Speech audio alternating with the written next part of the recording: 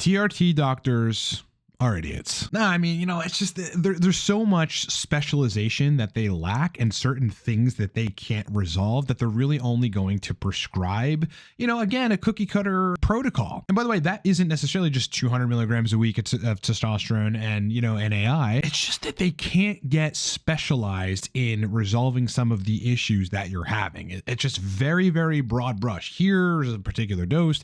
Maybe if you need fertility, we'll bring in some HCG, maybe not an AI, and that's about it. And I want to get into that because I think there's certainly something lacking in a lot of TRT companies.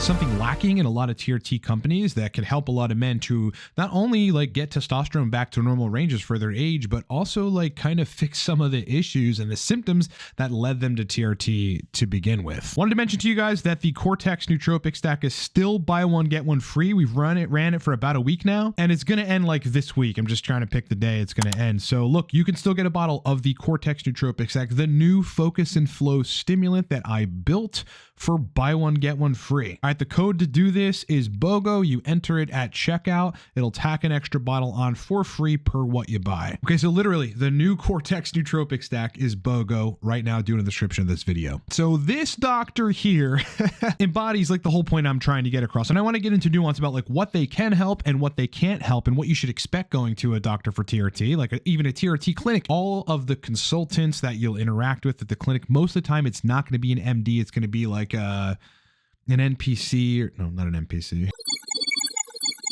An NP, like a nurse practitioner or something. It's just not going to be a specialized MD. And for a lot of clinics, they don't actually give you specialized, personalized consultations that can get you some of your major symptoms that made you get on TRT resolved. Look at this guy.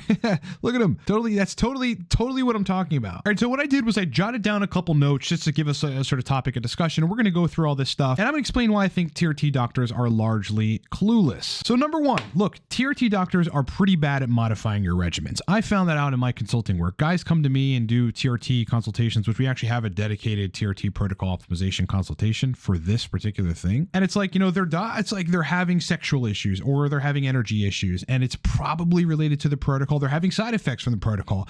And it's the consultants or the docs at their clinic just have zero idea how to modulate the protocol to get them fixed up. A lot of TRT clinics and their consultants and or doctors still sort of go along with this crazy notion that it takes 6 to 8 weeks on a new regimen for things to balance out.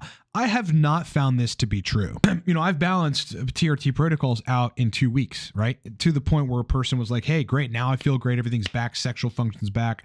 Libido's back. And I feel awesome. It's why does it take me 2 weeks to get a regimen straight and for a person to start feeling good?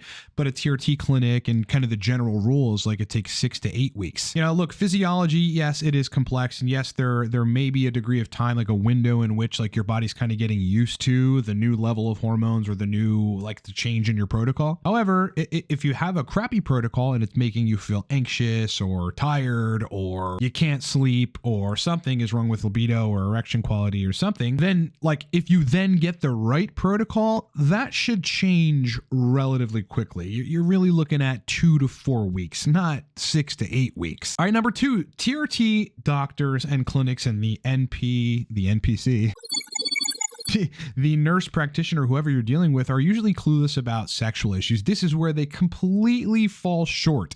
It's where I get a good degree of my business. Guys are on TRT and libido has gone down the drain, or erection quality, or both has gone down the drain. And well, my testosterone's sitting at 1100, E2's maybe at 35 or something, prolactin's in range. I have no idea what's happening here. So, as I've jotted down here for that kind of stuff, the TRT clinics have a couple options. Number one, Cialis.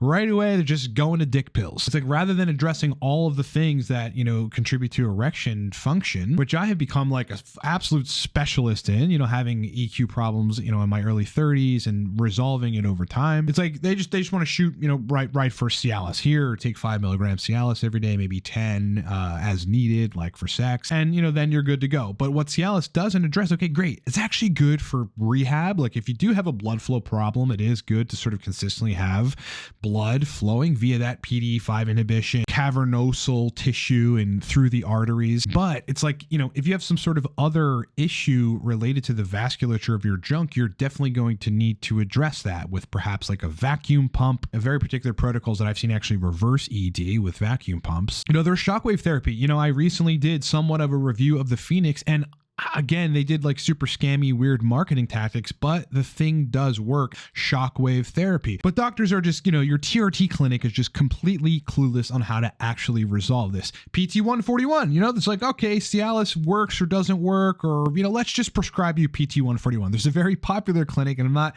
bashing them or anything. I think they're a great clinic and they have some good MDs. I wish that they had some of their MDs that actually did consultations with people, but they can't. They're a business. It's one of those kind of things. But in those situations, they're just like, all right, injectable PT141, right? Melanocortin receptor agonist basically makes you hyperfire hypothalamic dopamine, medial preoptic hypothalamic dopamine, which, is going to turn on erections for most guys, assuming there's not some major problem and the dose is right, and is going to turn on libido. But it isn't a solution to the issue. And you can't keep taking PT141 for that, because as some of you guys know who've probably tried that, it is not sustainable. You're not going to get sustainable results with it. Like, it won't continue to be effective. But at the same time, I mean, if dopamine somehow is an issue, you're forcing this hypothalamic dopamine. Well, where's that coming from, right? There's origination points like the VTA of the brain, ventral tegmental area, where dopamine originates. And if you're not adequately replenishing that, or you don't know where the bottleneck is, then, PT141 is not going to solve your issue. Next, obviously, Viagra or sildenafil. It's like the same thing. It's like, okay, we don't really want to get to the bottom of why this is happening. Some won't even change your protocol. It's just like, all right, stay on the same protocol, even though it's probably causing you ED, because one of the, your E2 is way too high, or PRL's kind of creeping up, still within range, but needs to be lower, that they'll just say instead, take some fucking Viagra. Okay, and that shit causes all kinds of side effects. So does Cialis for a lot of people. Now let's talk about this next section, SHBG, estradiol, and dosing AIs, because this is where I think a lot of them fall short. First of all, the initial reaction, if like the test is fine and E2 is like in a relatively okay place, according to them, they're gonna be like, oh, what's your SHBG? Is it too low? Is it too high? And I gotta be frank, guys, unless you have sex hormone binding globulin like above 40 or below 10, I've really not seen major changes in SHBG equal major changes in libido and erection quality. Now, E2, okay, estradiol, estrogen, topic of confusion hugely, in the TRT community, as well as with TRT doctors. There's really only one clinic that I know of that does this, what I would consider close to right, and that would be Defy Medical. That's my clinic, because they generally recommend that you keep the estradiol between like 25 and 30 or so. By the way, for a lot of guys, that's a good range to keep yourself at. It's difficult to get there or to learn how to stay there, because AIs are tricky to dose, but that's kind of generally where you want to be. Now, I want to quickly talk about AIs. Like, look, I've seen all kinds of stuff in my tenure and years in dealing with TRT protocol optimization, but the one thing I can certainly say is that, yes, anastrozole is a very potent drug, so is exemestane. And dosing them, especially in anastrozole, it's like within 24 hours, you're, depending on the dose, you're reducing between 40 and 70% of the estradiol. So, you take too much of the stuff for you, like if you don't have HCG in the mix, and therefore intratesticular estradiol is somewhat resistant to AIs. And if you don't have a high dose of testosterone, so you're kind of making a good degree of estradiol, then you're just going to take it sub 20 picograms per milliliter. Your joints are going to hurt. You're going to generally feel crappy. You'll have no libido anyway. EQ might be fine, but you're going to feel like crap. And it's like, they don't know how to adequately find a situation in which a person may need, with their protocol of, call it 150 milligrams a week, split up into everyday injections and 200 IU every day of HCG, that a person might need 0.06 milligrams, like the compounded 0.125 tablets just split in half, of anastrozole every fourth day. And that keeps them in that, 25 to 34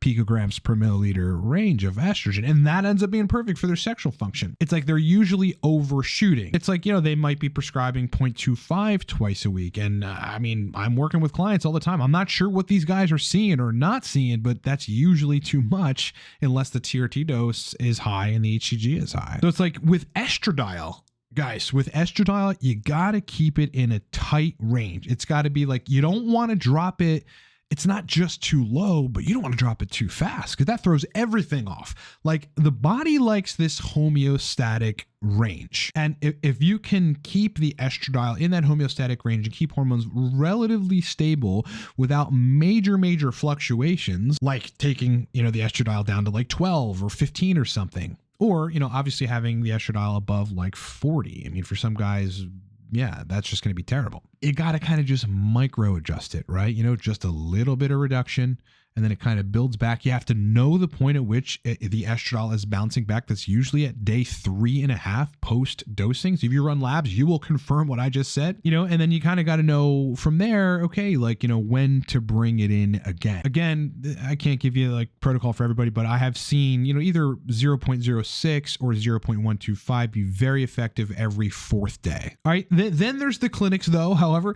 that think that, if the estradiol is out of control or if you're having some sort of symptoms, that all you really have to do is lower the dose and leave the estradiol alone. I have not seen that to be universally true. I know guys on 105 milligrams a week, okay? They still need to manage the estradiol a very little bit. And lastly, I want to say your TRT doctor, unless they're a really good one, you have a good MP or an actual good MD, like someone that you really love at the clinic that is specialized for you and wants to help you, generally, they don't care about you. They do not care about you. This is a business. It is a machine. They want to approve through labs and symptoms as many people as possible to get, use their product and pay them money on a recurring basis. And other than that, it's just like, to be honest with you, I'd hate to kind of burst people's bubbles about it, but largely TRT clinics do not care about you. Now, like, this wasn't the point of this video. The point was just to get out how I'm frustrated with people coming to me and being like, my clinic cannot help me, and they just don't give me the attention that I need. But I do consultations on this, and predominantly a TRT protocol optimization consultation, which you can book at livecortex.com in under a minute. It's a 20-minute fact-finding call with me. We got to get to the bottom of exactly what's happening. If we need more, we need more. That's totally okay. It could also be up to a 30-minute email exchange back and forth to figure out kind of what's going on. And then targeted protocols to actually get to the bottom of why your libido is not great on TRT, or why EQ is not great on TRT, or why your energy is fucked up, or how you can modify hematocrit and all these these other biomarkers. I've been giving advice on this and doing consultations, looking at real men with accurate reporting of symptoms with real labs for just about 6 years. All right, so hire me, livecortex.com. You can do that in under a minute. I got a bunch of other consultations too that you guys can check out. Relating to nootropics and energy optimization. They're all on the website. As I mentioned earlier, the Cortex stack is buy one, get one free ending this week. Okay. So if you haven't gotten, an opportunity to get BOGO on Cortex, like, do it now because it's ending probably Wednesday or so, maybe even earlier.